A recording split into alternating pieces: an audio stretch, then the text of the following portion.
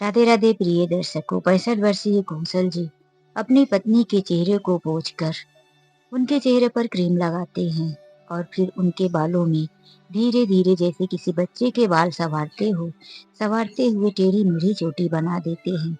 उनकी बनाई हुई चोटी सरिता जी को पसंद नहीं आती। वह भौं और आंखों को पलक से इशारा करके समझाती हैं। कौशल जी अपने पत्नी के सिर पर बच्चों जैसे हाथ फेरते हुए मुस्कुरा देते हैं। 5 महीने हो गया था। कौशल जी की पत्नी सरिता जी बिस्तर पर पड़ी रहती थी। उन्हें लकवा मार गया था। उनका जवान थोड़ा टेढ़ा हो गया था। हाथ पैर में जान नहीं थी। निढाल सी बिस्तर पर पड़ी रहती थी। कौशल जी सुबह से उनका मुंह धोने, ब्रश करवाने से लेकर कपड़े बदलने से लेकर खाना खिलाना, किचन का काम करना, सारी सेवा कौशल जी किया करते थे। कौशल जी ने सुबह सुबह पत्नी के कंघी करके, बाल संभार के, उनके मुंह में क्रीम पाउडर लगाकर, उनकी मांग में सिंदूर भरकर और उनके माथे पर लाल बिंदी लगा दिया और उन्हें वापिस से नई साड़ी पहना दिया और फिर बिस्तर पर लेटाकर उन्हीं के पास लाकर अनार के दाने छीलने लगते हैं। एक एक दाना चुन चुन कर साफ करते रखते हुए पत्नी की तरफ देखते हैं। सरिता जी की आंखों में आंसू तैर जाते हैं। कौशल जी उठकर उनके पास में रखे हुए साफ सुथरे रुमाल को उनकी आंखों को पोंछते हैं और कहते हैं, ना सरिता, अभी मैंने तुम्हारा मेकअप किया है और तुम इमोशनल होकर आंसू बहाओगी, मेरी सारी मेहनत बेकार चली जाएगी। और मुस्कुराने लगते हैं।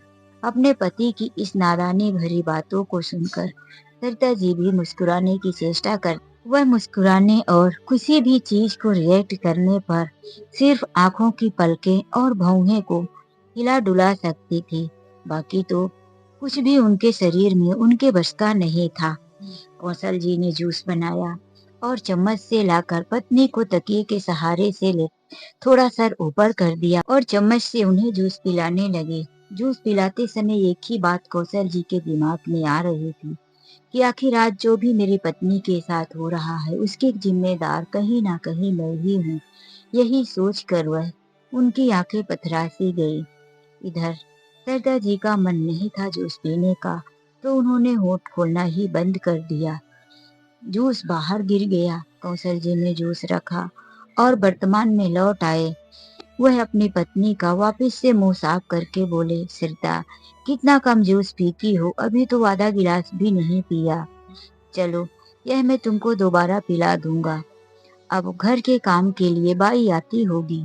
वह सोच ही रहे थे, अपनी पत्नी से बता रहे थे कि तभी दरवाजे की डोरबेल बजी। कौशल जी ने दरवाजा खोला तो सामने काम वाली बाई खड़ी थी। वह घर के सारे काम कर दिया करती थी, झाड़ू पोछा, बर्तन, कपड़े धोना और किचन का काम कौशल जी खुद ही किया करते थे। अपनी पत्नी की सेवा सब कुछ उन्होंने संभाल रखा था। सारे कमरों की सफाई और काम खत्म करने के बाद नौकरानी सरिता जी के कमरे में आई और उन्हें देखकर उसके मन में एक सवाल आ गया, क्या किस्मत पाई है मैडम ने। सुबह सुबह साहब इनका मेकअप करके नई साड़ी बदल दिए हैं और एक मेरा पति है कि इतना रातों दिन काम करती हूँ, दूसरे के घर में बर्तन, झाड़ू पोछा, उसके बाद भी जो पैसे मिलता है तो हाथ से छीन लेता है। बाहरी किस्मत।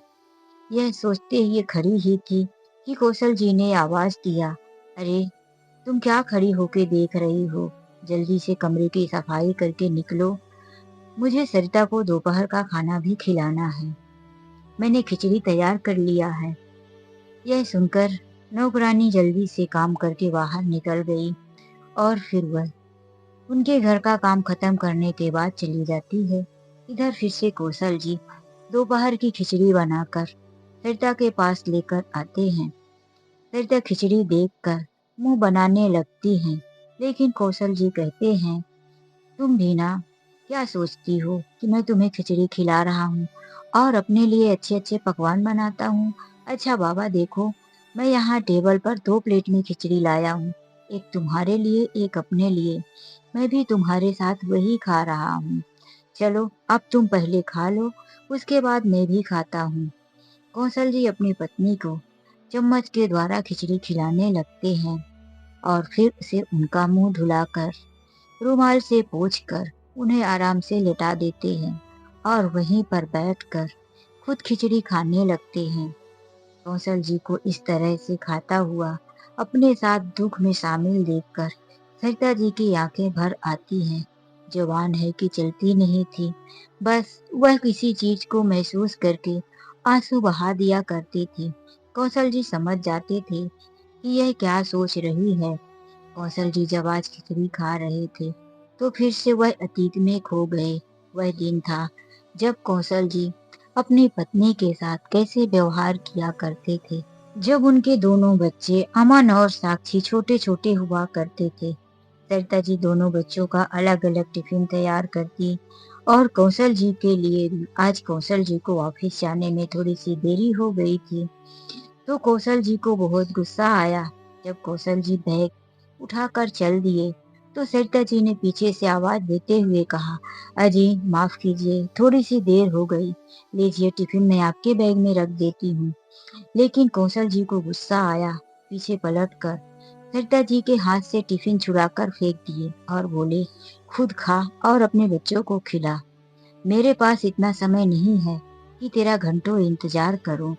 और फिर वह कुछ लिए बिना ही चले गए। सरिता जी के लिए तो यह पूरे दिन का दुख का माहौल था। बच्चों को स्कूल छोड़ने के बाद सरिता जी ने भी कुछ नहीं खाया। पूरा दिन सोचती रह गई कि पता नहीं आज उन्होंने कुछ खाया भी होगा कि नहीं। सारी गलती मेरी है, थोड़ा और पहले उठ जाती तो शायद देरी नहीं होती।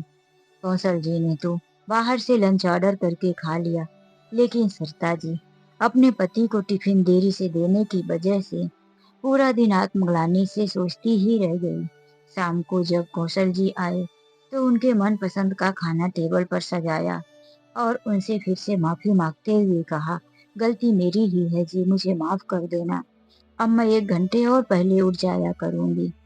कौशल जी ने डिनर खत्म किया और अपना लैपटॉप लेकर वहीं सोफे पर काम करने बैठ गए, अपने पति की तरफ देखते हुए। पूरे दिन भर के बाद सरिता जी ने खाना खाया, लेकिन कौशल जी ने एक शब्द नहीं कहा कि चलो कोई बात नहीं, गलती सबसे हो जाती है।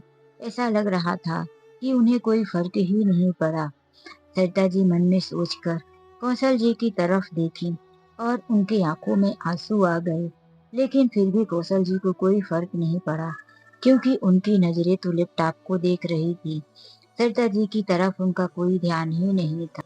हमेशा से सरिता जी चाहती थी कि उनके पति उनके साथ बैठकर 2 बातें करें, उन्हें समय दे। लेकिन कौशल जी की शादी को आज 12 साल हो चुके थे, 2 बच्चे थे, लेकिन सरिता जी के साथ उन्होंने कभी भी ना तो अपने ऑफिस की बात शेयर किया और ना ही घर की बातें उनसे पूछी। काम से काम सरिता जी चाह कर भी कुछ बताती थी तो ऐसा लगता था कि कौशल जी के कानों में जैसे कापूस डाला हो। उन्हें सरिता जी की कोई बात सुनाई ही नहीं देती थी। हाँ, वो चिल्लाते थे। जब सरिता जी से कोई छोटी मोटी गलती हो जाया करती थी तो वह जोरों से चिल्ला पड़ते थे। बस इतना ही सरिता जी के हिस्से में उनके बोलने के शब्द आया करते थे। बाकी उनके कान तरस गए थे कि कभी उनके पति उनके कपड़ों की, उनके बालों की या उनकी खूबसूरती की तारीफ कर दे। शायद उनके किस्मत में लिखा ही नहीं था। उन्होंने यह अब सोच लिया था और जैसे तैसे जिंदगी को अपने गुजारे जा रही थी। कौशल जी की खिचड़ी खत्म हुई तो अचानक से याद आया कि सरिता को खाना खाए तो आधे घंटे से ज्यादा हो चुका है। अब मुझे दोपहर की दवाइयाँ दे देनी चाहिए। दवाइयाँ खिलाने के बाद थोड़ा देर आराम करने को लेटे ही थे कि घर की डोरबेल बजी। दरवाजा खोलने पर उन्होंने देखा कि सामने उनका बेटा अमन खड़ा था। उनके चेहरे पर एक मुस्कान सी आ गई। अरे बेटा अमन, तूने तो सरप्राइज दे दिया। तुमने तो फोन करके बताया भी नहीं। कैसे बताता पापा? जब आपको पता चल जाता तो ये जो खुशी आपके चेहरे पर है वह मैं कैसे देख पाता। आज कितने महीने हो गए, आप तो हंसना ही भूल गए हैं। क्या करूं बेटा, सब मेरी किस्मत का खेल है। अब हंसने के दिन है ही कहाँ। जो मैंने पाप किया है उसका भुगतान तो भुगत रहा हूँ।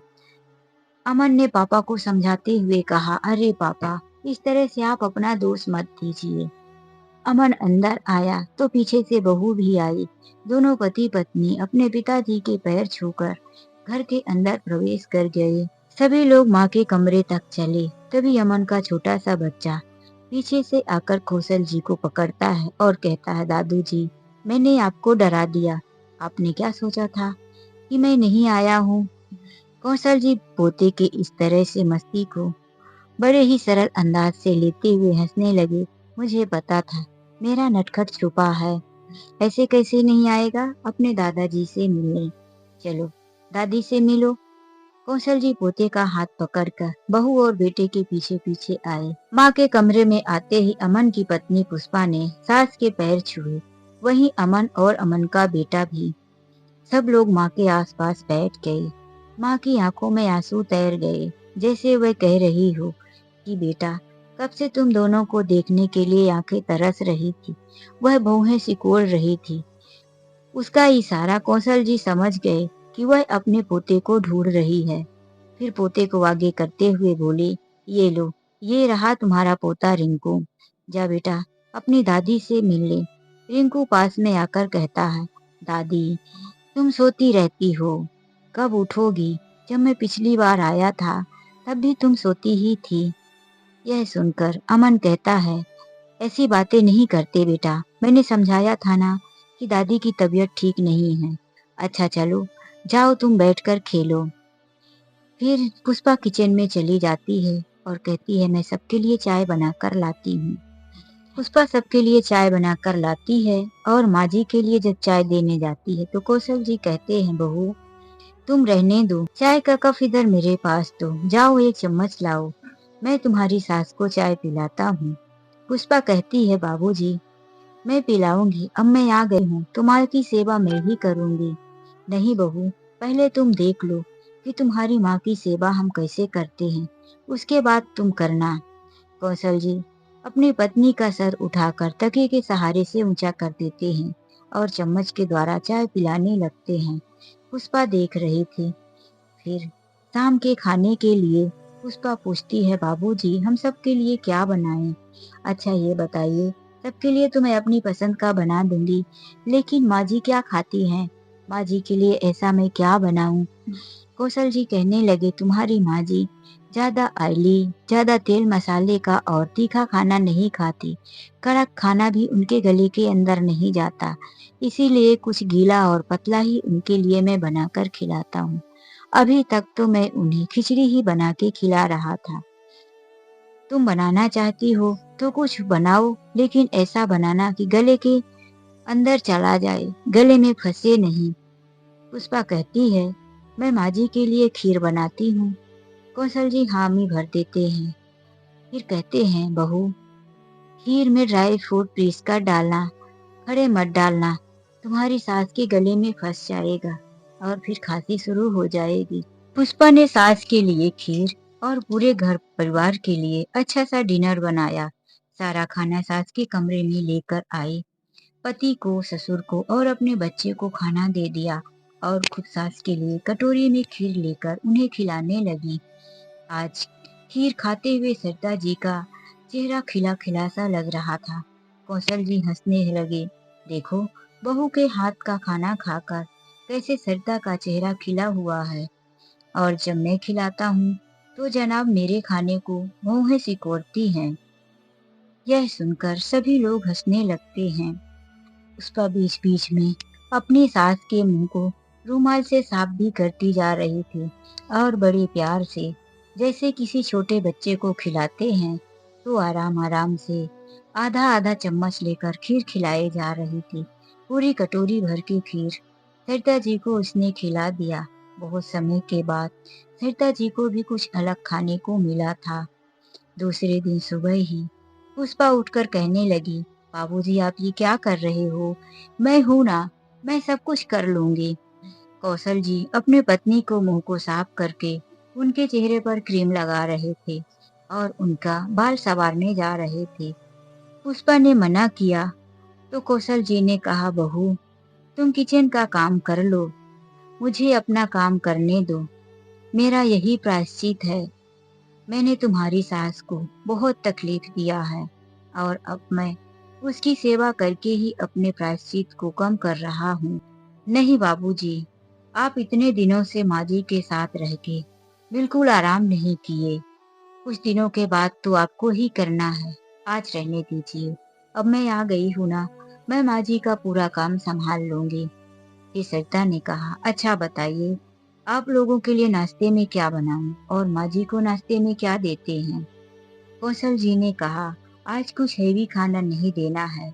कल सरिता को खीर खिलाया था, उसमें शक्कर भी था, इसीलिए आज ऐसा कुछ मत करो। कम शक्कर वाली अदरक और तुलसी की चाय बनाकर पिला दो और फिर आधे घंटे के बाद खिचड़ी बना दो। पतली खिचड़ी बनाकर नाश्ते में आज सरिता को खिलाओ। ऐसा ही किया पुष्पा ने। पुष्पा जब अपनी सास को खिचड़ी खिला रही थी, कौशल जी वहीं बैठे थे। कौशल जी ने देखा सरिता आज जल्दी जल्दी खिचड़ी खत्म करके जल्दी से मुंह खोल देती है, तो उनसे रहा नहीं गया, बोल पड़े, सरिता भी ना कितनी नाटक करती है। आज देखो बहू के हाथों की खिचड़ी कितने जल्दी जल्दी से खा रही है। मैडम, मेरी खिचड़ी में क्या रहता है? लगता है मेरे हाथ की खिचड़ी पसंद नहीं आती। और फिर मुस्कुरा दिए। सरिता जी ने 2-3 बार पलकें झपकी, मानो कह रही हूँ कि ऐसी कोई बात नहीं है, बस बहू के हाथों की खिचड़ी पसंद आ रही है। शाम को घर में खाना बन चुका था। सब लोग डिनर की तैयारी कर रहे थे। पुष्पा खाना बनाकर रखी। अपने पति अमन को कई बार बोली, अमन खाना खाने आ जाओ, लेकिन एक अमन था कि अपने लैपटॉप से उठने का नाम नहीं ले रहा था। तभी कौशल जी पास में जाकर कहते हैं, बेटा, बहू ने कितनी बार आवाज किया और मैं भी तुम्हारा इंतजार कर रहा हूँ, क्या तुम ऐसा ही करते हो? तो पुष्पा बोल पड़ी, हाँ बाबूजी, कभी कभी तो इंतजार करते करते रात के 2 बज जाते हैं, 3 बज जाते हैं, फिर मेरी भी भूख मर जाती है और मैं बिना खाए ही सो जाती हूँ और बना हुआ पूरा डिनर बेकार जाता है। कौशल जी को अपने दिन याद आ गए। वह भी अपनी पत्नी के साथ ऐसा ही किया करते थे। सरिता जी उनके लिए खाना बनाकर कभी किचन में बैठे इंतजार करती, तो कभी हाल में एक सोफे में सिकुड़ी हुई बैठे कि कब उनका पति उठे और कहे कि चलो खाना खा लेते हैं। इंतजार करते करते 2 बज जाता, 3 बज जाता। कौशल जी काम करते रह जाते और सरिता जी वहीं सिकुड़ी हुई बैठी कब नींद की आगोश में आ जाती, पता ही नहीं चलता था। कौशल जी को अपने किए पर बहुत पछतावा था। वह अपने बेटे को कहते हैं, बेटा, तू मेरे जैसा मत बन। मैंने जो अपनी जिंदगी में खोया है उसका मुझे बहुत पछतावा है। कभी मैं भी अपने लाइफ में इतना व्यस्त था कि अपने काम के आगे अपने बच्चे और अपनी पत्नी को समय नहीं दे पाया।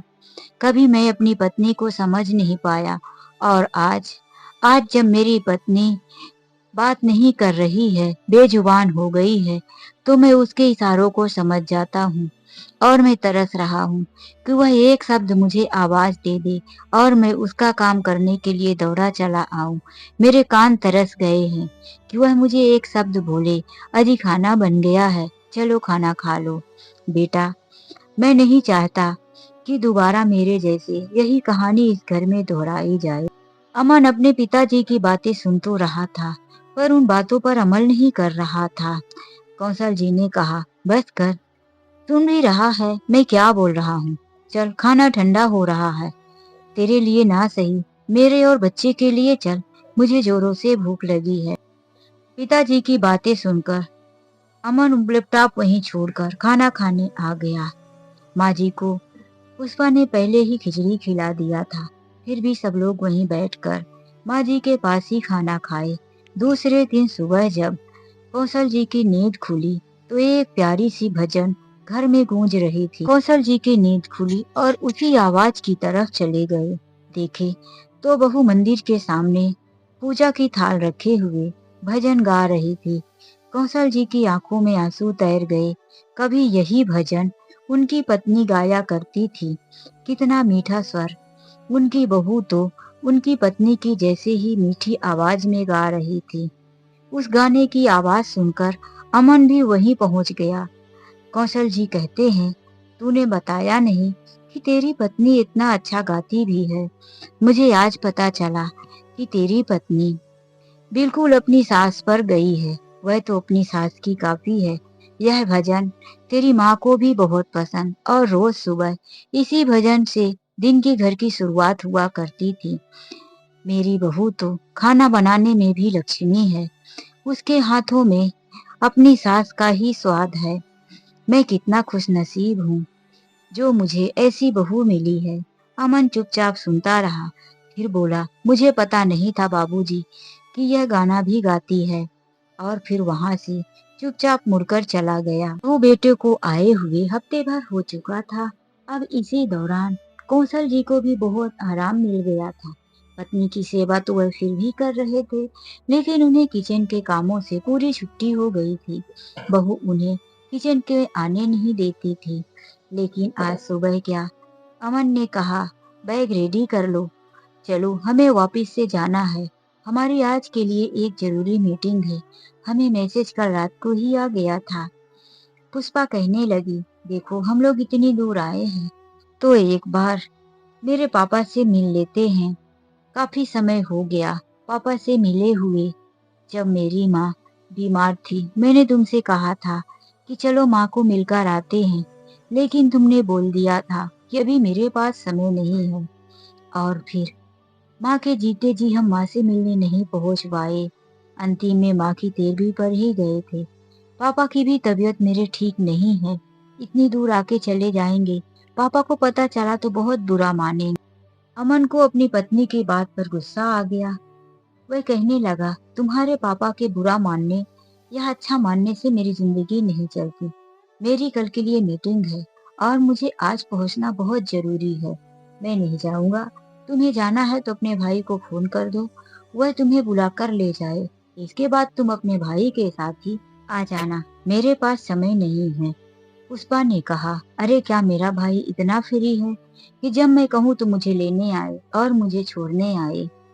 तुम आखिर मेरे घर 2 घंटे के लिए जाओगे तो इतना कौन सा पहाड़ टूट पड़ेगा। चलो 2 घंटे भी मत बैठना, हम लोग 10 मिनट बैठ के वापिस चले जाएंगे।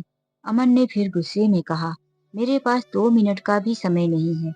जब तक मैं तुम्हारे माँ के घर जाऊंगा और वहां से वापिस, इतने में तो मैं अपने ऑफिस तक पहुंच जाऊंगा। तुमको चलना हो तो चलो, नहीं तो मैं जा रहा हूँ। तुमको पता है रिंकू की स्कूल का भी हफ्ते भर से कितना नुकसान हो रहा है। पुष्पा ने कहा, देखो जिद मत करो प्लीज, इतनी दूर आए हैं, मेरा बहुत मन है मेरे पापा से मिलने का। चलो ना मेरे पापा से मुझे मिलवा दो। अमन बार बार अपनी पत्नी को समझाए जा रहा था, लेकिन पुष्पा भी जिद पर अड़ गई थी। अमन का क्रोध बढ़ गया था। अमन ने कहा, मैं नहीं जाऊंगा। तुम्हें तुम्हारे घर में रोज बीमारी लगी रहती है। कभी तुम्हारी माँ बीमार होती है तो कभी तुम्हारे पिता, तो कभी तुम्हारी माँ के मरने की खबर आती है। मैं तो तुम्हारे मायके वालों से तंग आ चुका हूँ। जब भी फोन करते हैं कुछ न कुछ बुरी खबर ही सुनाते हैं।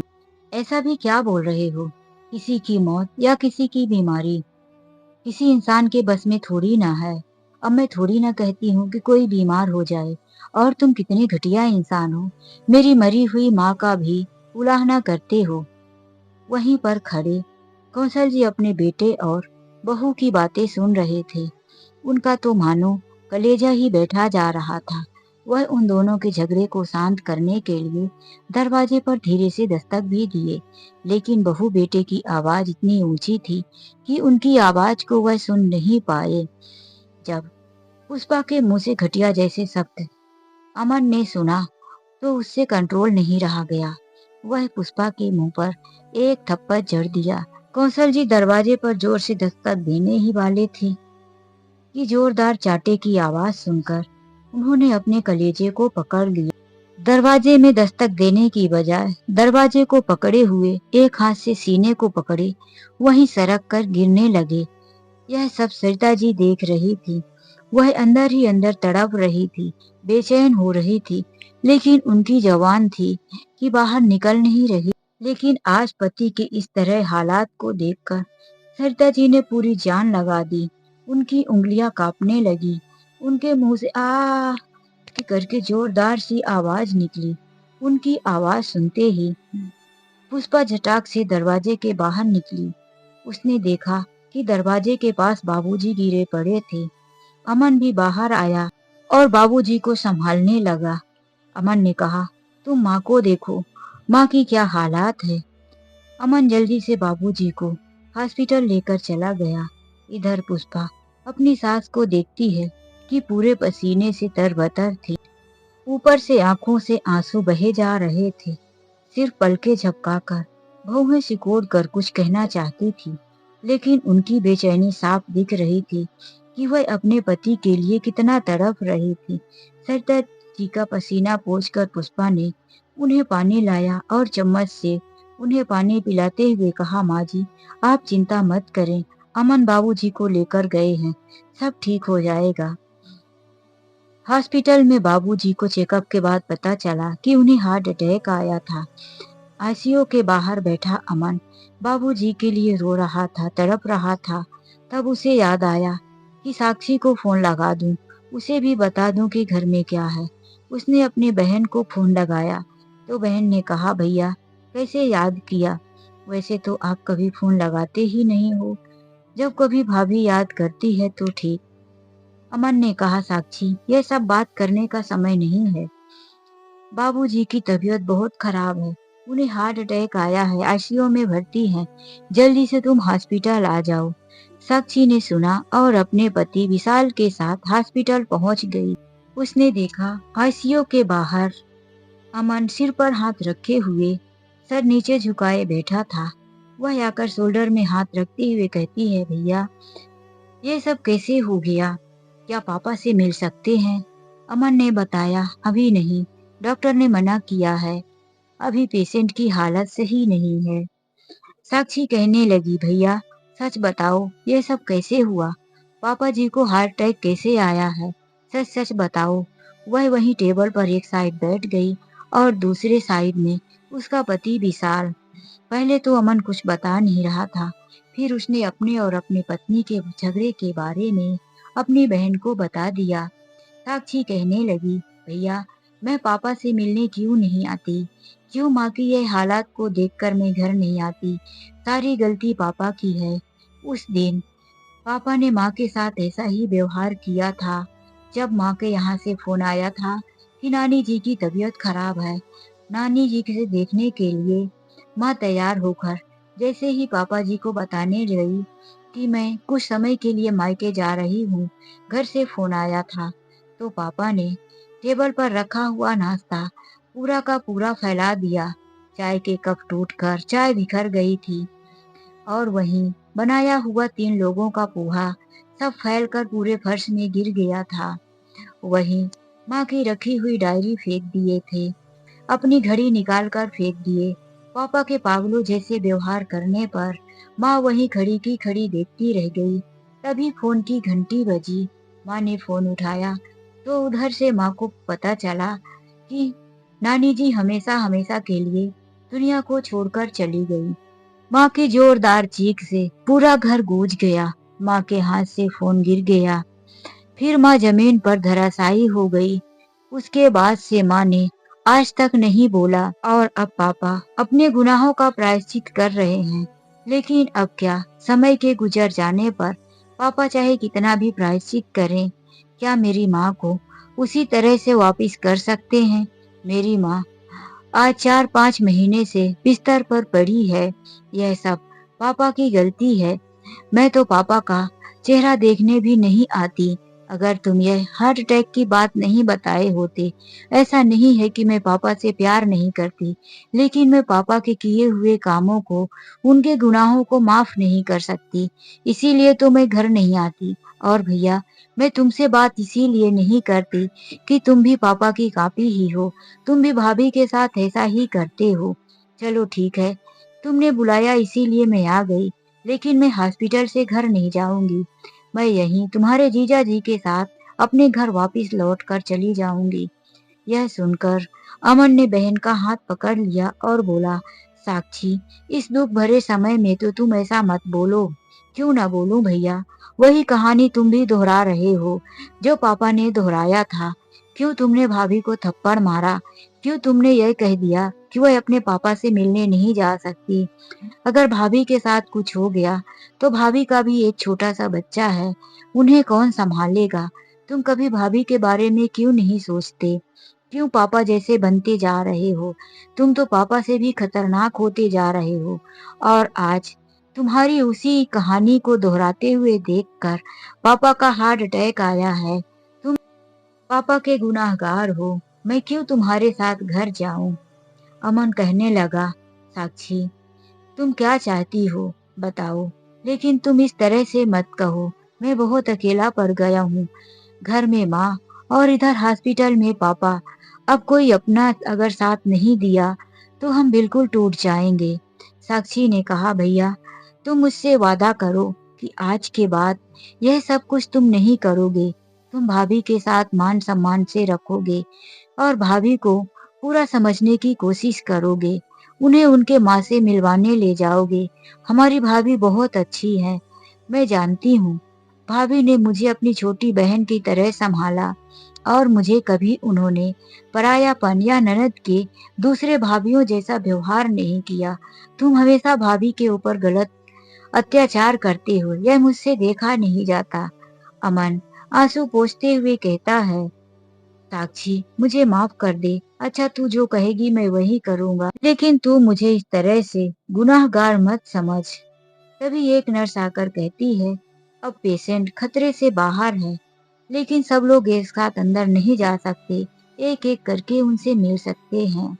पहले अमन गया और पापा से मिलने के बाद जब वापस आया तो साक्षी गई और फिर अपने पति को भी भेजा। सब लोग थोड़े थोड़े समय में ही मिलकर वापिस आ गए। अब अमन कहने लगा, साक्षी तुम और जीजा जी घर चले जाओ। घर में माँ अकेली है, पता नहीं पुष्पा संभाल पाएगी कि नहीं। साक्षी कहने लगी, नहीं भैया, तुम काफी समय से यहाँ हो, तुम घर चले जाओ। मैं और तुम्हारे जीजा जी यहाँ पापा को संभाल लेंगे। नहीं साक्षी, तुम ही घर जाओ, मैं यहाँ अभी पापा के पास बैठा हूँ। अमन जिद करने लगा तो साक्षी और उसका पति विशाल घर आ गए। घर की डोरबेल बजी। रात काफी हो चुकी थी।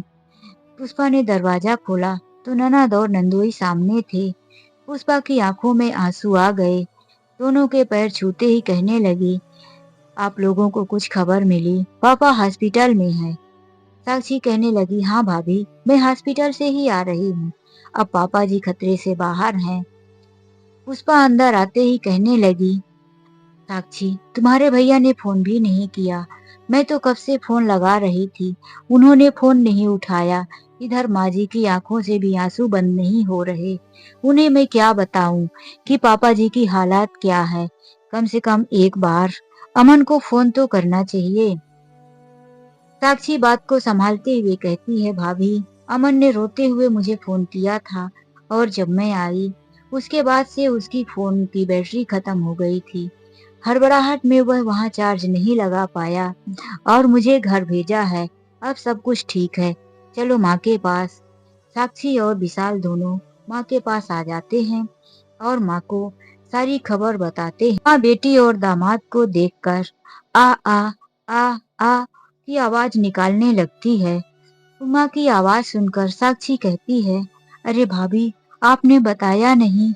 माँ थोड़ा थोड़ा बोल भी ले रही है, यह तो अच्छी बात है। पुष्पा ने कहा, यह सब सुबह से ही हुआ है। जब पापा जी गिरे थे तो माँ ने पूरी कोशिश करके चिल्लाने की आवाज निकाली, लेकिन माँ पूरे पसीने से तरबतर हो गई थी। फिर साक्षी की नजर माँ की उंगलियों पर गई, जो बिस्तर में माँ अपनी उंगलियों को चला रही थी। यह भी देखकर साक्षी को आश्चर्य हुआ। उसने कहा, अरे यह तो और खुशी की बात है, देखो भाभी माँ की उंगलियां चल रही है। पुष्पा ने बताया, हाँ साक्षी, यह भी कल से ही हुआ। मैं तो टेंशन और इस हड़बड़ाहट में तुम्हें कुछ बताना और फोन करना ही भूल गई थी। बस मैं अमन को फोन लगाए जा रही थी। माँ जी ने कुछ खाया नहीं। मैंने जबरदस्ती करके एक दो चम्मच खिचड़ी खिलाया, मुंह ही नहीं खोल रही है। तो साक्षी ने कहा, अब लेकर आओ भाभी, मैं साथ में बैठकर खिलाती हूँ। फिर से पुष्पा खिचड़ी लेकर आई। साक्षी ने बताया, माँ अब तो तुम खा लो, दवाइयाँ ले लो, पापा बिल्कुल ठीक हैं। यदि ऐसे ही करती रहोगी तो पापा आएंगे तो कितना बुरा मानेंगे। साक्षी के जबरदस्ती करने पर फिर पुष्पा ने अपनी ननद और नंदोई के लिए भी खाना लेकर आई।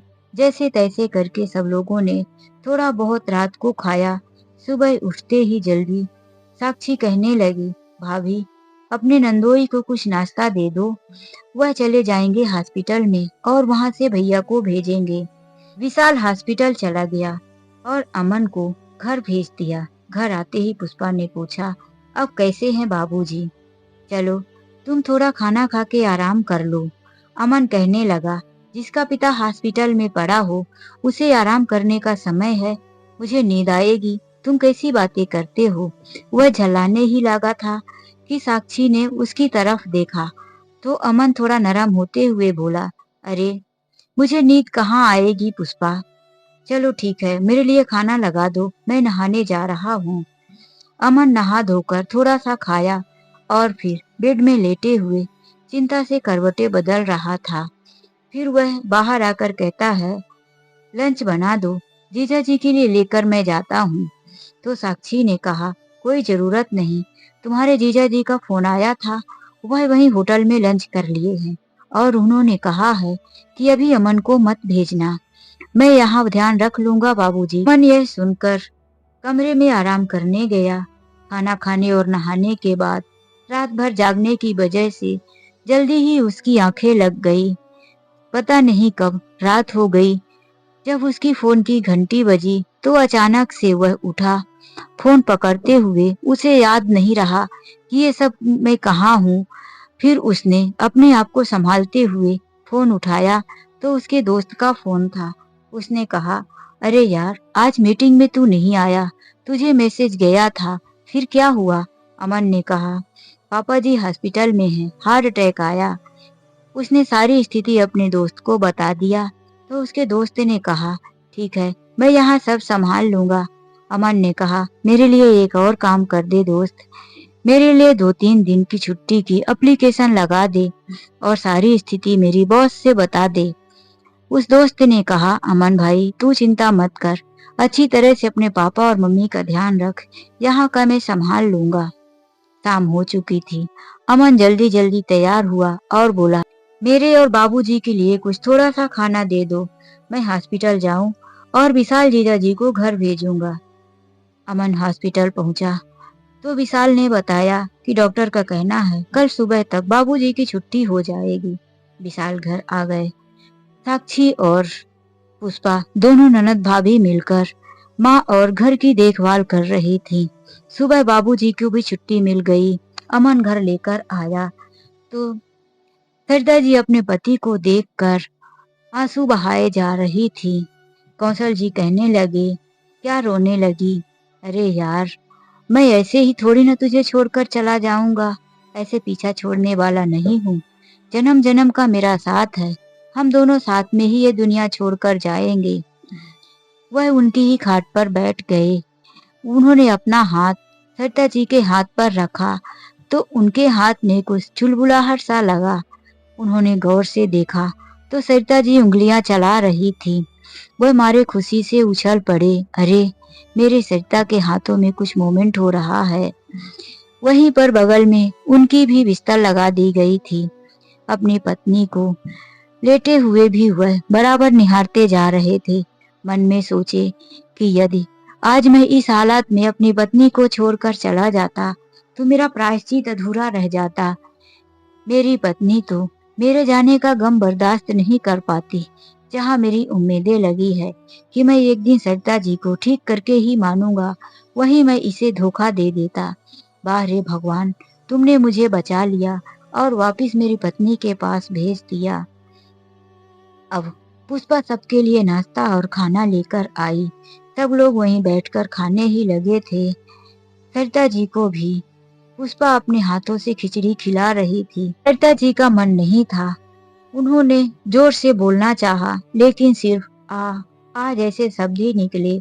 उनके शब्दों को सुनकर कौशल जी उनकी तरफ देखे और कहने लगे, अरे वाह, यह कमाल कैसे हुआ? तो पुष्पा ने बताया, यह आज तीसरी बार माँ जी बोल रही है और माँ जी की उंगलियां भी चल रही है। यह सब आपके उस बीमारी की वजह से हुआ। माँ जी आपको इस तरह गिरता हुआ देखकर ही आवाज निकाली थी। उसके बाद फिर रात को भी माँ जी ऐसे ही मानो कि पूछ रही थी कि पापा जी की तबीयत अब कैसी है, और अभी माँ जी खाना खाने से मना कर रही हैं। कौशल जी भगवान का शुक्रिया अदा करते हुए बोले कि हे भगवान, तुमने मुझे तकलीफ तो दिया, लेकिन मेरी पत्नी को मुझे तकलीफ में देखकर कुछ तो उनके शरीर में मूवमेंट हुआ। वह अपने तकलीफ में भी सुकून महसूस कर रहे थे। उधर अमन नीचे सर झुकाए हुए जैसे तैसे थोड़ा मोड़ा खाया। यह देखकर साक्षी ने कहा, भैया तुमने तो कुछ खाया ही नहीं, थाली में पूरा खाना पड़ा है। अमन ने सर उठाया तो उसकी आंखों में आंसू थे। वह अपने पिताजी की तरफ देखते हुए कहता है, पापा मुझे माफ कर दो, आपकी इस हालात का जिम्मेदार मैं हूँ। मुझसे गलती हो गई, मुझे यह सब नहीं करना चाहिए। फिर वह अपनी पत्नी की तरफ देखकर कहता है, पुष्पा तुम भी मुझे माफ कर दो, तुमने मेरा कितना साथ दिया। अगर आज तुम साथ नहीं देती तो शायद माता और पिता दोनों की सेवा कर पाना अकेले संभव नहीं था। जिस तरह से पापा के साथ मुझे रहना था और तुमने माँ को संभाला, कभी मैंने तुम्हारी अहमियत को समझा ही नहीं। पुष्पा क्या मेरी गलती को तुम माफ कर पाओगी? पुष्पा कहने लगी, कैसी बातें करते हो अमन, यह तो मेरा फर्ज है। क्या माँ जी मेरी माँ नहीं है? मेरी माँ इस दुनिया से चली गई तो फिर भी मैं अपने को अनाथ नहीं समझती, क्योंकि मैं अपनी सास को ही अपनी माँ मानती हूँ। तभी कौशल जी कहने लगे, बेटा सारी गलती तो मेरी ही है, मैंने ही शुरू से यह सब किया। जो किया वही तुमने देखा और आज वही सब कुछ तुम कर रहे हो। मेरे ही नक्शे कदम पर चल रहे हो। माफी तो मुझे मांगनी चाहिए अपनी पत्नी से। सरिता क्या तुम मुझे माफ कर पाओगी? वह हाथ जोड़कर सरिता जी की तरफ देखने लगे तो सरिता जी ने बड़े साहस के साथ आ आ मा न आ कर करके 3 शब्द निकाली, जैसे कि वह अपने बेटे अमन से कह रही थी कि बेटा अपने पापा को समझाओ, इस तरह से माफी ना मांगे। कौशल जी पत्नी की यह 3 शब्द अपने बेटे का नाम सुनकर खुशी के मारे आंसू झलक पड़े। सब लोग उठकर खड़े हो गए। कौशल जी उठकर सरिता जी के पास बैठकर उनका हाथ पकड़ लिए और कहने लगे, अमन जल्दी से डॉक्टर को फोन करो और ये सारी बातें बताओ। डॉक्टर और कोशिश करवाए। जल्दी से तुम्हारी माँ बोलने लगी। तो अमन ने कहा, पापा आपको डॉक्टर ने कहा है कि ना ज्यादा दुखी होना है और ना ज्यादा एक्साइटेड होना है। मैं डॉक्टर से बात करता हूँ, पहले आप आराम कीजिए। कौशल जी वहीं पर लेटकर अपनी पत्नी के चेहरे की तरफ देखने लगे कि शायद सरिता कुछ और बोले। बस इसी उम्मीद से वह टकटकी लगाए देखे जा रहे थे। सुबह अमन ने कहा, चलो तैयार हो जाओ पुष्पा, हम लोगों को जाना है। तो पुष्पा ने कहा, इतना जल्दी? अभी तो बाबूजी की भी तबीयत ठीक नहीं है, फिर वह माँ की सेवा कैसे कर पाएंगे? तो अमन ने कहा, अच्छा ठीक है, फिर मैं अकेला ही जाता हूँ। फिर तुम्हारे पापा बोलेंगे कि मेरी बेटी को लेकर क्यों नहीं आए, तो देखो मेरा दोष मत देना। यह सुनकर पुष्पा पीछे पलटी और पूछी, क्या मेरे पापा मेरे मायके जा रहे हो क्या? हाँ हाँ, तुम्हारे मायके ही चलने की बात तो कर रहा था। फिर पुष्पा अचानक से उदास हो गई। लेकिन इस समय पापा और माँ जी दोनों की तबीयत ठीक नहीं है, तो हम दोनों चले जाएंगे तो इनका ख्याल कौन रखेगा? साक्षी आते हुए कहती है, अच्छा तो मैं उनकी बेटी हूँ, उनका ख्याल नहीं रख पाऊंगी? क्या मेरे ऊपर भरोसा नहीं है? क्या बेटी से भी लाडली हो गई है बहू? भाभी ऐसा मत करो, मुझे भी अपनी माँ की सेवा करने का मौका दो और तुम जाओ अपने पापा से मिलकर आओ। वह हंसने लगी। सरिता जी ने फिर से आ आ जैसे आवाज निकालकर अपने हाथ को धीरे से सरका दिया। कौशल जी जल्दी से उठे और सरिता जी के हाथों में हाथ रख दिए।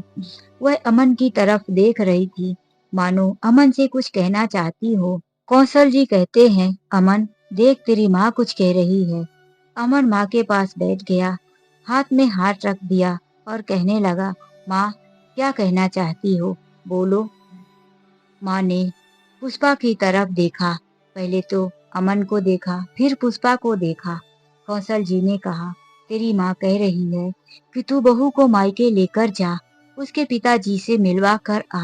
अमन ने कहा, हाँ माँ, मैं जा रहा हूँ माँ, और बहुत ही जल्दी वापिस आऊंगा। मैं ऐसा करता हूँ कि कुछ दिनों के लिए माँ को तुम्हारे पास ही छोड़ दूंगा। मैंने कुछ दिन छुट्टी के लिए एप्लीकेशन भी लगाया है। अगर छुट्टी मिल गई तो मैं भी कुछ दिनों के लिए यहीं तुम लोगों के साथ ही रहूंगा। माँ ने 2-3 बार पलकें झपकी। अब उस घर में मानो सब कुछ ठीक होता नजर आ रहा था। तो दोस्तों, यह कहानी यहीं से समाप्त होती है। कहानी आप लोगों को कैसी लगी, लाइक और कमेंट करके जरूर बताएं। यदि मेरे चैनल में पहली बार आए हैं तो जाने से पहले प्लीज सब्सक्राइब करना मत भूलिए। चलिए मिलते हैं एक नई कहानी के साथ। दोस्तों, आप लोगों का एक सब्सक्राइब मुझे आगे की वीडियो बनाने के लिए बहुत बड़ा प्रोत्साहन देता है। राधे राधे, जय श्री कृष्णा।